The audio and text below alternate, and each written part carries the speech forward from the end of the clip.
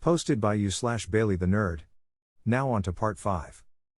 Alright, you lucky readers, one of my work appointments is late, and as this is not one of the longer stories, I can probably crack it out before he actually shows up. So, we can get started. We have to talk about somebody first. Bailey's dad. My dad is. Well, he's an interesting guy.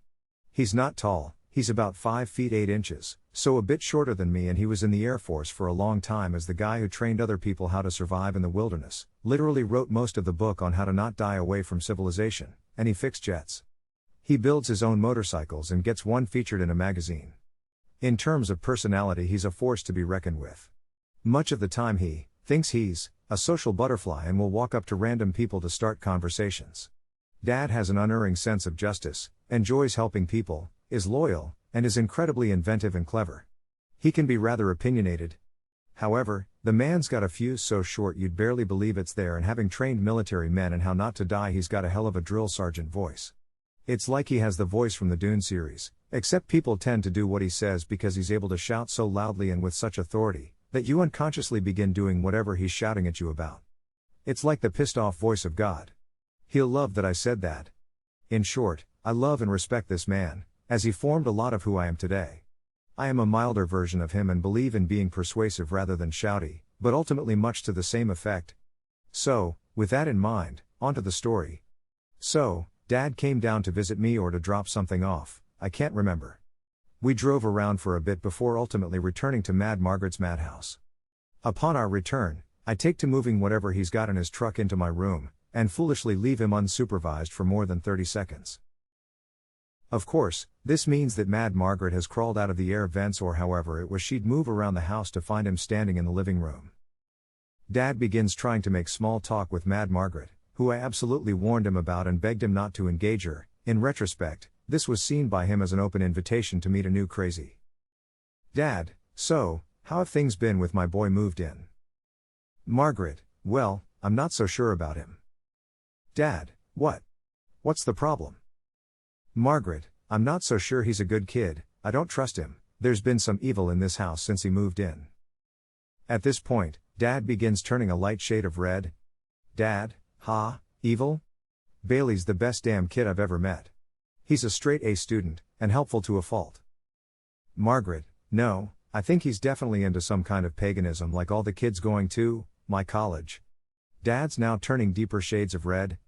Dad: fucking excuse you? I raised that kid. He's significantly smarter and kinder than I'll ever be, and even if he was Satanist, he's a million times kinder than you. At this point I have felt the world shake, and gods tremble, as my dad is moments away from a shouting match with Margaret. Margaret: I don't need you, or him bringing the devil into this house. I'm visually watching my dad turn a shade of red that even his colorblind ass can see, and quickly run in to intervene. I run up to him. Me: Dad, outside, now. We step outside. Me: Dad, I love you, but I need you to not get into an argument with her. Dad: why the hell shouldn't I? She was insulting my boy. Me: yeah, but I have to live here for at least a couple more months. Dad: so, why should you have to deal with this insane woman's bullshit? Me: because, if I don't give her a reason to focus on me, she won't bother me much. I'm not being nice/deflective with her because I think she deserves it, I'm doing it because it doesn't benefit me at all to make enemies. Dad: I raised a smart boy. Damn, she pisses me off. Eventually I convinced my dad to be content to give me a hug and send him on his way. Margaret tried talking to me as soon as I went back in. I responded: sorry Margaret, don't care, have homework. And I shut myself in my room. Important lesson to all: it does not benefit anyone to argue with crazy. Pick your battles by whether or not there's potential for them to benefit you in the future. Also, it's my dad's birthday today, and he came up here to visit. We're going skydiving tomorrow. We went out for drinks, and I asked him to reflect on Margaret. Dad: you know, I don't care if people are religious, whatever, you gotta tell yourself to be able to live your life. But damn, she was fucking nuts. TLDR: Dad and Margaret started fighting when Dad visited. I stopped it because, having watched many kaiju movies, letting them fight only causes property damage. Dad learned an important lesson: the mighty and rigid oak falls in the face of the strong winds of crazy. It's more beneficial to be like a reed and bend with the wind, let it pass you by, because crazy don't stop. Now onto some comments before more updates. Posted by Murky_Translator 2295. Ah. Why did you step in? The fireworks would have been spectacular. Thanks for posting and have fun skydiving. OP responded with, I stepped in for the exact reason you wouldn't want me to. It would have been a meltdown of epic proportions. As amusing as that would have been, it would have made living there even more inconvenient. For context, one time my dad found a guy pulling down flags on Memorial Day and decided to start yelling at him. My dad's yelling and yelling, and the guy takes out a can of mace and maces my dad. Now, how do most people react to being maced point blank? They stop whatever they're doing and roll around on the ground in agony. Nope. My dad kept right on yelling. Didn't so much as pause until the guy eventually dropped the flags and left. Posted by Mama MS. Happy birthday, Daddy-o. You raised a good kid, don't ever forget that. Maybe you should talk him into being a writer of sorts too. Finally, the story I've been waiting for. Get to typing, young man. OP responded with, I'd like to write a book someday, but my fiancée and her mum think I'd make a great lawyer, so I might well look into law school.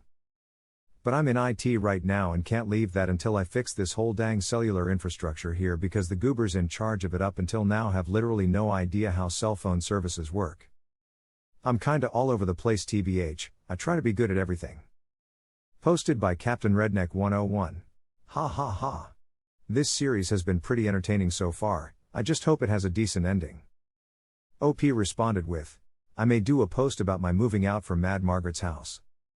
Truth be told, unless it benefits me to be otherwise, I tend towards being non-confrontational.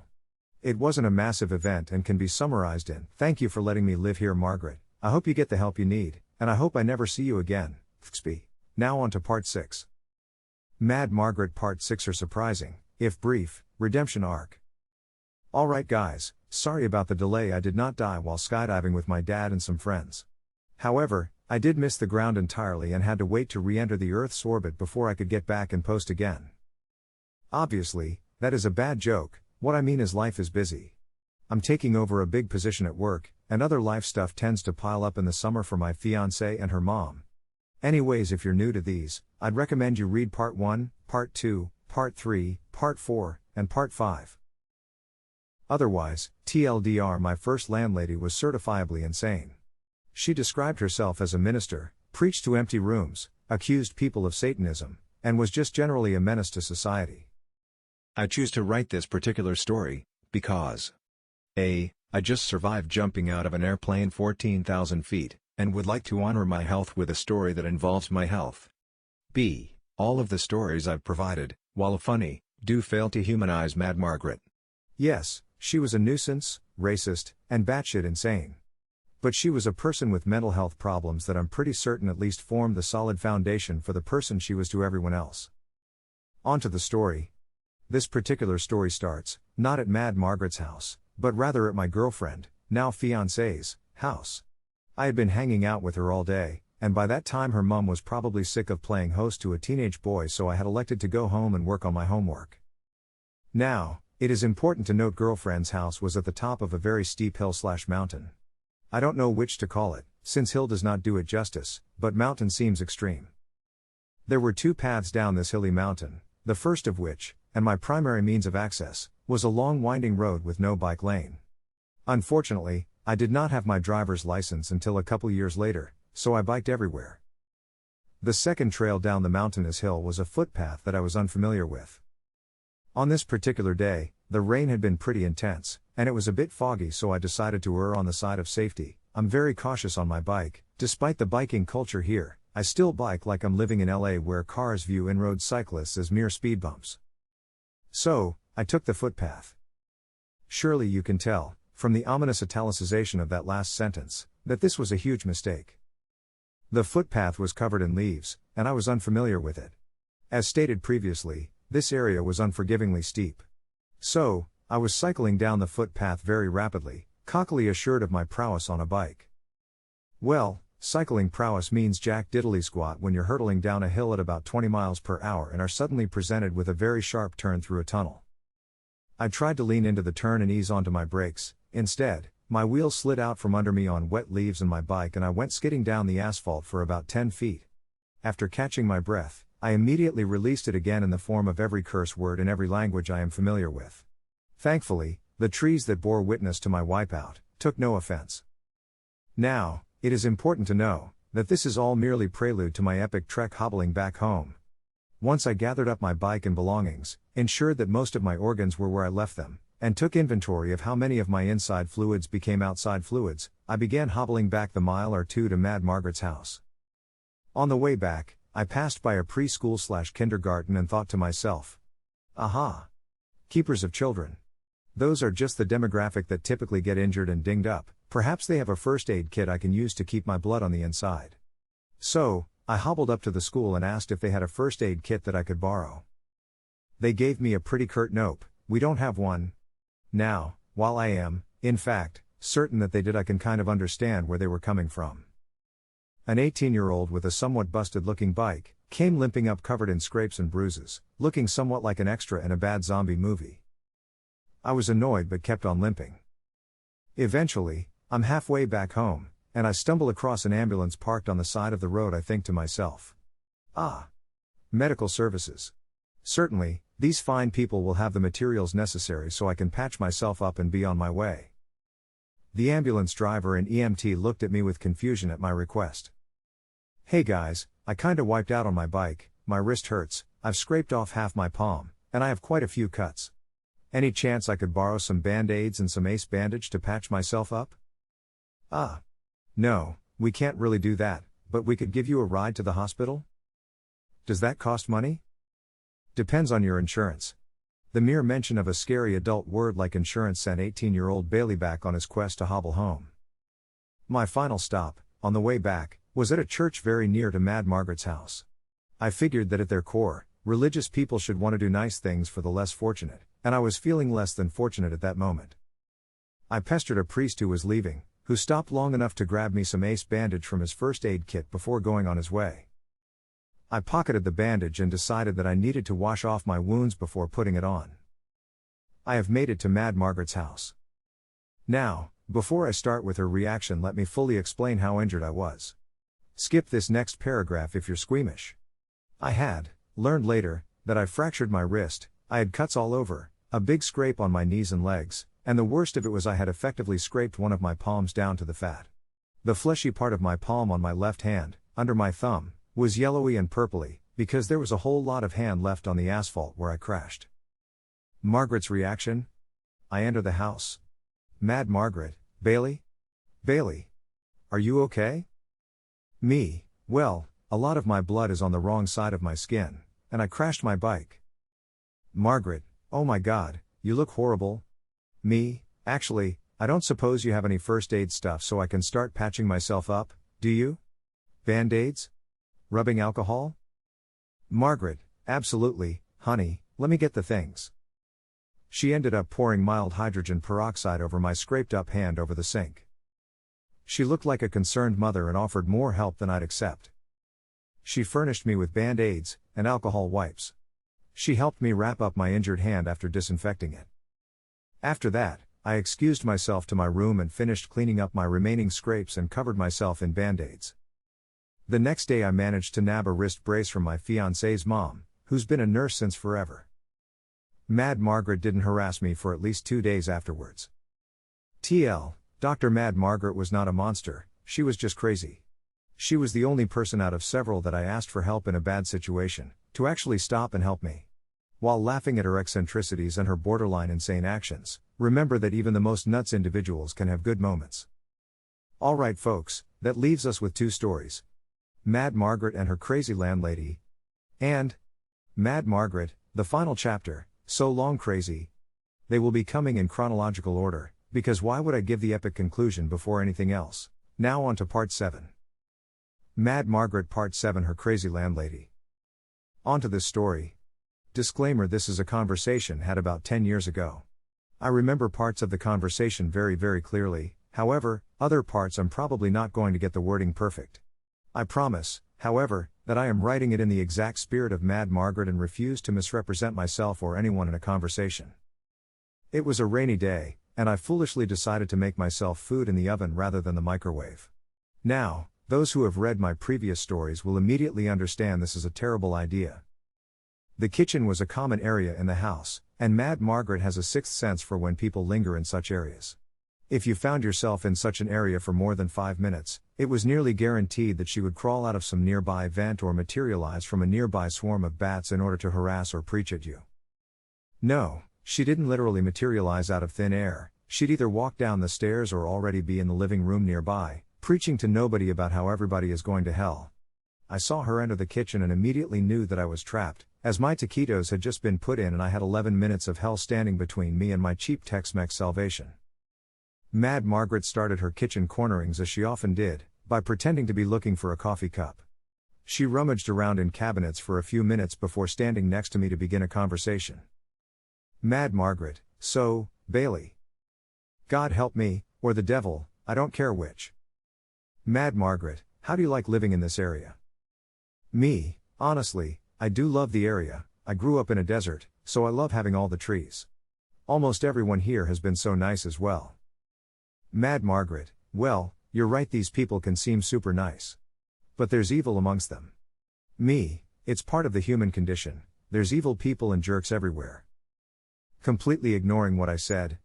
Mad Margaret, people can seem so nice here, but really be more evil than you can imagine.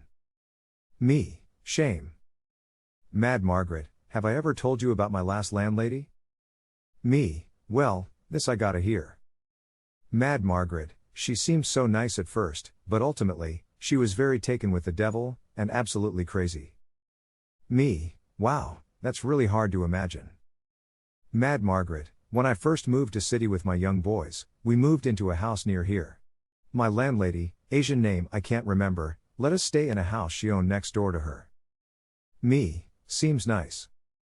Mad Margaret, it seemed like the perfect place for me and my boys, but I started to notice strange things. She made us take off our shoes before entering her house. Clearly this was supposed to be a big hint that her landlady was evil. Me, that's a pretty common practice, I think. Mad Margaret, it didn't stop there. Me, oh no. Mad Margaret, eventually we saw her through the window doing yoga and strange poses. Me, my goodness. Mad Margaret, after seeing her pray to the devil like this I knew she was evil. Me, personally, I might need a little more evidence. This next line is literally the only reason I remember the overwhelming majority of this conversation, and I swear to Mad Margaret's mad God, that these were her exact words. Mad Margaret, eventually she saw me watching her do her prayers, and she took one look at me. And she tried to use her Asian ninja death breath to kill me and my boys. Me, her. Asian ninja death breath? Mad Margaret, yes. I asked to break the lease right there and moved out as soon as I could. Me, she just let you break the lease? Mad Margaret, yes, she probably wanted to be rid of me because God wouldn't let her kill me with the death breath. Me, you know? I think that's a fair assumption. By that point, my taquitos were about ready, and I managed to grab them and scurry back to my room. TLDR Auntie Ruckus, no relation, is racist. She genuinely believes that Asian people have the power to kill her with ninja death breath. Final note: Mad Margaret was, not only, batshit insane but, also incredibly racist. She said a multitude more of outrageous things, but honestly not enough to really fill out a full post. I mean, I guess it could, but it would be bullet points of her outrageous accusations and beliefs. The final post will not contain any of that and will instead concern my final day in her house and my leaving that house for good. Now on to the final update. Mad Margaret Part 8, the final chapter. Alright, sorry this has been a long time coming, life got in the way. To those of you new to this saga, please read first. Look guys, I'm gonna be honest with you, this is an epic and entertaining saga of the most insane woman I have ever met in my entire life. However, the final chapter is not the most entertaining one. Every story has to have an end, but God proved that it doesn't have to be a great one. Please, for the love of God, read the other chapters first. I promise they're way more entertaining. There's a possessed dog, I get accused of voodoo, my dad gets into an argument with the physical manifestation of piety. I promise the others are really entertaining. Anyways, if you're new to these, I'd recommend you read Part 1, Part 2, Part 3, Part 4, Part 5, Part 6, and Part 7. My exit from Mad Margaret's house came with the very lucid realization that this woman could walk into an insane asylum and be the least sane person there. I began hunting for rooms, because the concept of renting an apartment or house was still too terrifying for a freshly solo Bailey the nerd, and I came across my new future landlady Barb. Barb had interacted with devilish Dan, who was also looking for respite from God's own nuthouse and had determined that he was one of the more obnoxious people on this planet. She was overjoyed to find a modest and very kind teenager who would be willing to live quietly in the separated room she had at her house. In the year I lived at Barb's I had seen her a total of twice. Despite living in the same house it was very nice. Thus began my move. I figured it was too risky getting my dad back up there to help me move, as I did not want to give Mad Margaret a reason to attempt to purge my wickedness via fire and brimstone. So, I began the hunt for suitable help. Luckily, I found a friend who was willing to help at my college and we got to work. I can't quite remember his name, but he was a very nice young man who was convinced he held the secret to room temperature superconductors via gold suspended in ferrofluid. Nice idea, but wrong. He and I hopped into his Nissan Leaf and headed to Mad Margaret's. Now, while we were there, packing up my things, Margaret gave a wonderful show of the duality of her nature by simultaneously praising Jesus that my wickedness was being exorcised from her house, and telling me that I was an okay young man and to avoid the evils of the world, such as community college, alcohol, and the devil's lettuce. She eyed my friend's Nissan Leaf with much suspicion during my exit because A. It was owned by a college kid, and B. She didn't trust hybrids, something about the devil powering them? Thankfully, as a poor college student, my worldly possessions fit in 2 trips in my friend's car. All that was left in my room was the musty furniture it came with, and the bucket I put under the constant drip from the ceiling. My final words to Mad Margaret were thank you for letting me stay in your home, please seek mental help. Or so I thought. You see, I did see her one last time after that. I was working at my job at Radio Shack. I promise I'm not that old. Radio Shack lasted longer than you all think, when a familiar and long drawn out "Oh Bailey" came from the door. There she stood, in all her unholy glory. Mad King Margaret. Damn it. Mad Margaret, "Oh Bailey, I didn't know you worked here." Me, yep, sure do. I see you got your license back. Mad Margaret, absolutely, actually I was looking for. Me, I'm sorry Margaret, I'm actually just heading out to my lunch, but if you're still here when I get back, we can chat. I then hid in the back room for the next 30 minutes until I was certain she was gone. My manager, Roman, was quite amused, as I am typically a hard worker and would never avoid a customer. I know, I was young and not yet jaded by the wonderful world of retail. I gave him the full story when she left. Now, I'm sure you all want an epilogue as to the ultimate fate of Mad Margaret, but I am unfortunately pleased to report that I never saw her after that point. My best guess is that she got her license revoked again, as she is absolutely the type to continually harass a single person at a store if it catches her attention. She showed me her soapbox and sign that she used to bring downtown on weekends to preach to the masses. And that's it, I got out and never saw her again. I'd like to bump into her now, as I'm a much more confident adult and have nothing to lose by gently commanding her to check herself into a mental institution, but I'm just as glad to avoid her. TLDR, the hero of our story, me, escaped with his life from the house of divine madness.